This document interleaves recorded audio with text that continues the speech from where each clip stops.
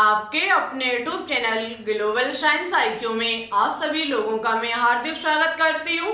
इसी के साथ साथ आप सभी लोगों को गुड इवनिंग।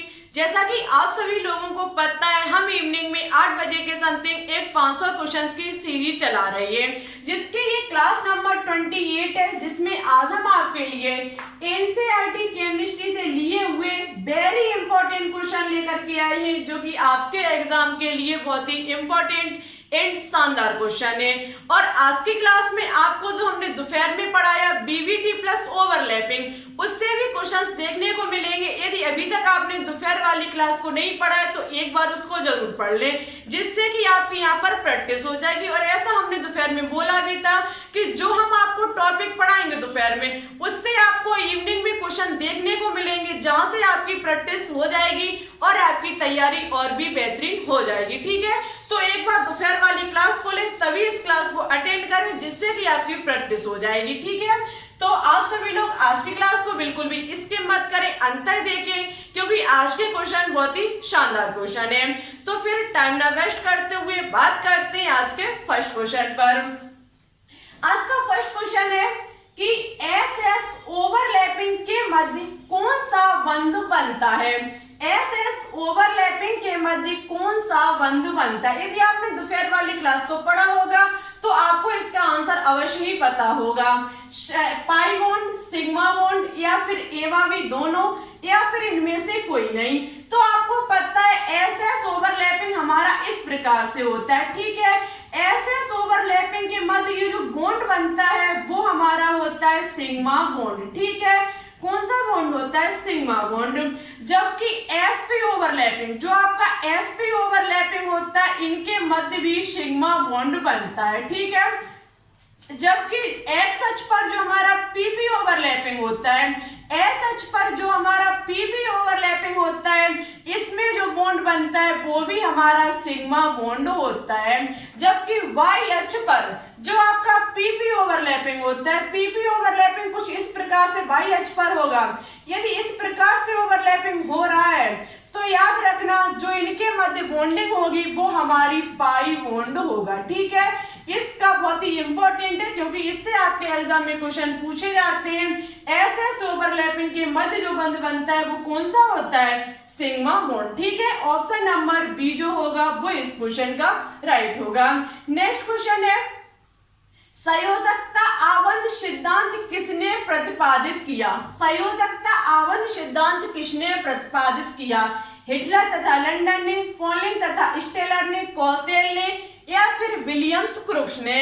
तो याद रखना जो संयोजकता आबंध सिद्धांत, जिसे इंग्लिश में कहा जाता है वैलेंस बॉन्ड थ्योरी, जिसे शॉर्ट में कहा जाता है BBT जो सिद्धांत प्रतिपादित किया है वो हिटलर तथा लंदन नामक व्यक्ति ने किया है। हिटलर तथा लंदन नामक दो वैज्ञानिक थे, उन्होंने BBT संयोजकता आबंध सिद्धांत का प्रतिपादन किया, वो भी सन 1927 ईस्वी में। ठीक है, सन 1927 ईस्वी में। जबकि जो आपके पॉलिंग तथा स्टेलर नामक वैज्ञानिक थे, इन्होंने इसमें सुधार किया, कहने का मतलब है इसे विस्तार रूप दिया, वो भी सन 1931 ईस्वी में। बहुत ही इंपॉर्टेंट है, ये ध्यान रखें कि पॉलिंग तथा स्टेलर नामक वैज्ञानिक ने सन 1931 ईस्वी में BBT को सुधार किया और इसे विस्तार रूप दिया।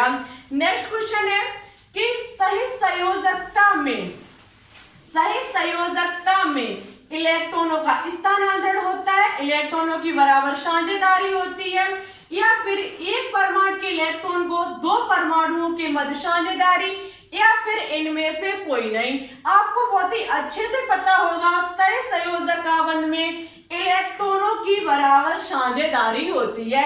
इलेक्ट्रॉनों की बराबर क्या होती है, साझेदारी। इलेक्ट्रॉनों की दो परमाणुओं के मध्य इलेक्ट्रॉनों की बराबर साझेदारी से जो बंध बनता है उसे सही संयोजक बंध कहा जाता है। ठीक है, और ये बॉन्डिंग करते क्यों, तो इसका रीजन भी आपको पता है कि प्रत्येक एलिमेंट अपने वायतन कक्ष में 8 इलेक्ट्रॉन पूर्ण करके अक्रिय गैस के समान स्थायी विन्यास ग्रहण करना चाहता है। ठीक है, तो ये भी याद रखें कि जो सहसंयोजकता आबंध बनता है वो अधातु अधातु के मध्य बनता है, कहने का मतलब है दोनों ही परमाणु यहाँ पर ग्राही होते हैं। ठीक है, तो ये बात आप याद रखें। जबकि इलेक्ट्रॉनों के स्थानांतरण से जो बंध बनता है वो हमारा आयनिक बंध होता है। इलेक्ट्रॉनों के स्थानांतरण से जो बंध बनता है वो हमारा आयनिक बंध कहलाता है। नेक्स्ट क्वेश्चन है कि एक परमाणु के इलेक्ट्रॉन को दो परमाणु के मध्य दूध के संरक्षण में काम में लिया जा सकता है। दूध के संरक्षण में काम में लिया जा सकता है जल, या फिर आपका ये भारी जल हाइड्रोजन परऑक्साइड, या फिर आपका हाइड्रोक्लोरिक अम्ल। तो याद रखना, दूध के संरक्षण में, शराब के संरक्षण में, अन्य द्रव पदार्थों के संरक्षण में जो काम में लिया जाता है वो हमारा हाइड्रोजन परऑक्साइड होता है, जिसका फॉर्मूला H2O2 होता है। ठीक है, बात करते हैं आज के नेक्स्ट क्वेश्चन पर।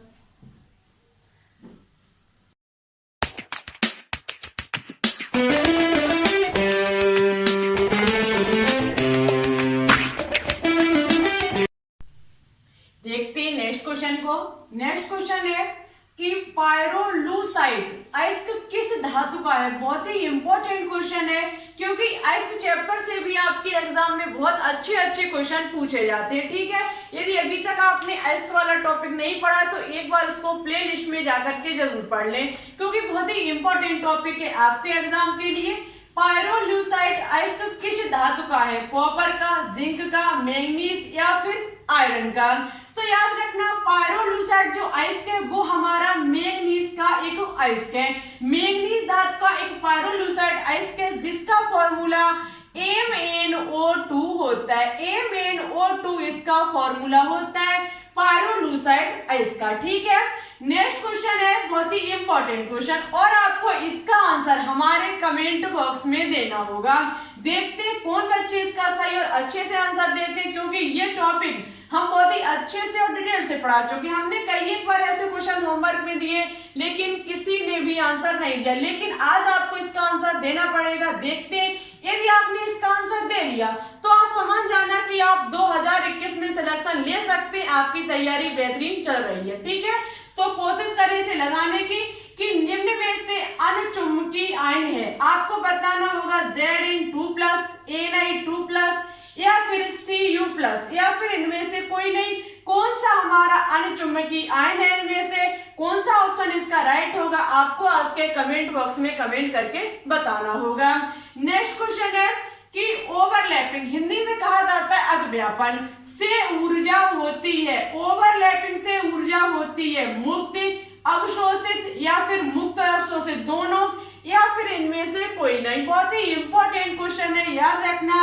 अतिव्यापन से जो ऊर्जा होती है, एनर्जी जो होती है वो कैसे होती है, मुक्त।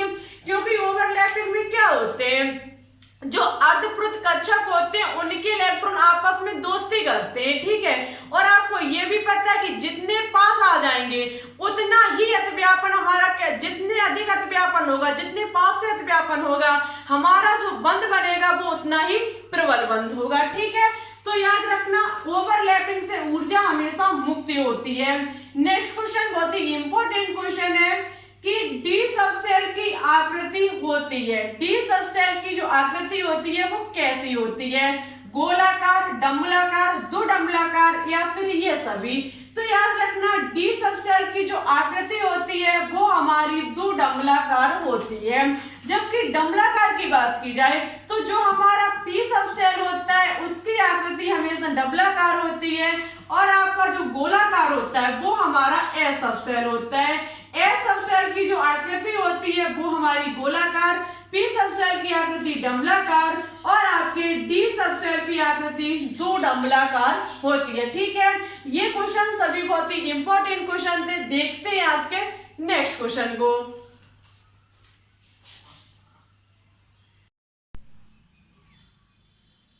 देखते हैं नेक्स्ट क्वेश्चन को। नेक्स्ट क्वेश्चन है कि कक्षकों में जितना अधिक अतिव्यापन ओवरलैपिंग होगा बनने वाला आवर्त होता है।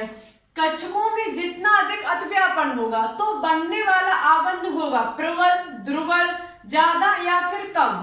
तो याद रखना, कक्षकों में जितनी अधिक ओवरलैपिंग होगी बनने वाला आबंध जो होगा वो उतना ही प्रबल होगा, उतना ही मजबूत होगा। ठीक है, बहुत ही इंपॉर्टेंट क्वेश्चन है कि कक्षकों में जितना अधिक ओवरलैपिंग होगी, बनने वाला जो बंध होगा वो उतना ही प्रबल होगा। नेक्स्ट क्वेश्चन है कि साधारण फिटकरी का सूत्र है, साधारण फिटकरी का सूत्र है K2SO4 into Al2SO4 का होल थ्राइस या फिर into 24H2O या फिर K2SO4 into Cr2SO4 का होल थ्राइस into 24H2O या फिर K2SO4 into FeSO4 का होल थ्राइस into 24H2O या फिर NH4 का whole twice SO4 into FeSO4 into 6H2O। बहुत ही इंपॉर्टेंट क्वेश्चन, इजी भी क्वेश्चन है, इसका आंसर भी शायद आपको पता होगा। जिन बच्चों को नहीं पता वो बहुत ही ध्यान से सुने। साधारण फिटकरी का जो सूत्र होता है वो K2SO4 into Al2SO4 का होल थ्राइस into 24H2O होता है। ये जनरली सभी लोग क्वेश्चन पूछ भी लेते हैं, यदि आप साइंस से हो तो लोग पूछ लेते हैं कि साधारण फिटकरी का सूत्र क्या होता है। तो याद रखना K2SO4 into Al2SO4 का होल थ्राइस into 24H2O होता है। आज का नेक्स्ट और लास्ट क्वेश्चन है, बहुत ही इंपॉर्टेंट क्वेश्चन, कि निम्न में से कौन सा कथन पोटास एलम के विषय में सत्य नहीं है। आपको ऐसा कथन ढूंढना होगा जो कि सत्य नहीं है पोटास एलम के लिए, लेकिन वो आंसर जो होगा वो इस क्वेश्चन के लिए राइट होगा। लिखा हुआ है इसका सरल सूत्र KAlSO4 का होल ट्वाइस into 12H2O होता है। तो पोटास एलम का साधारण फॉर्मूला KAlSO4 का होल ट्वाइस into 12H2O होता है। ये तो कथन हमारा सत्य होगा। नेक्स्ट है, इसका उपयोग रंगाई उद्योग में किया जाता है। तो याद रखना पोटास एलम का प्रयोग किसमें किया जाता है? रंगाई उद्योग में, ठीक है, ये भी याद रखना पोटास एलम रंगाई के रूप में प्रयोग किया जाता है। नेक्स्ट है, इसके जलीय विलयन का स्वाद क्षारीय होता है।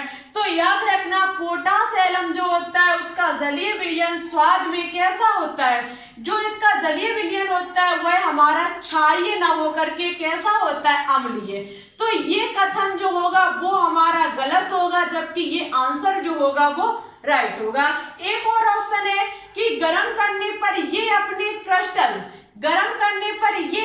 क्रिस्टल जल में पिघल जाता है। बहुत ही इंपॉर्टेंट क्वेश्चन, याद रखना पोटास एलम हुआ हमारी फिटकरी हुई, यदि हम इनको गर्म करेंगे तो इसके प्रत्येक एलिमेंट, जिन एलिमेंटों से ये मिलकर के बना हुआ है वो सभी अलग हो जाएंगे, ठीक है। यदि हम इसे गर्म करेंगे तो इसके क्रिस्टल जल में पिघल जाते हैं। तो इस क्वेश्चन का ऑप्शन नंबर बी जो होगा वो राइट होगा। इसके जलीय विलयन का स्वाद क्षारीय नहीं होता है, कैसा होता है? अम्लीय, ठीक है। तो आज के लिए बस इतना ही। सबसे पहले जो हमने पिछली क्लास में एक क्वेश्चन होमवर्क में दिया तो मैंने ये भी बोला था जो बच्चे इसका आंसर सही दे लेंगे वो अपने आप को ये मान लें कि उनकी 2021 के लिए तैयारी बहुत ही इस टाइम बेहतरीन चल रही है। लेकिन ओनली एक बच्चे, एक का आंसर राइट था जिनका नाम है पूजा शर्मा, उनका नाम है पूजा शर्मा, उनका आंसर बिल्कुल राइट और अच्छे से दिया। Thank you. आप ऐसे ही कोशिश करते रहिए, आपका सिलेक्शन जरूर हो जाएगा। अन्य जितने बच्चों ने भी दिया उनका आंसर पूर्ण रूप से गलत है। आज जो क्वेश्चन होमवर्क में दिया उसका आंसर आप हमारे कमेंट बॉक्स में जरूर दें। वीडियो अच्छी लगे तो प्लीज से एक बार लाइक एंड दोस्तों के साथ शेयर करना बिल्कुल भी ना भूलें। हमारे चैनल पर न्यू हो तो प्लीज इसे सब्सक्राइब करके ऑल पर क्लिक कर लें, जिससे कि होगा कि हम जब भी कोई वीडियो अपलोड करेंगे तुरंत आपके पास हमारी वीडियो का नोटिफिकेशन पहुंच जाएगा और आपको वीडियो का इंतजार नहीं करना पड़ेगा। और अभी तक आपने दोपहर वाली क्लास को नहीं लिया तो एक बार उसको जरूर लें। तो फिर ठीक है, चलते हैं। Thanks for watching this video. जय हिंद, जय भारत।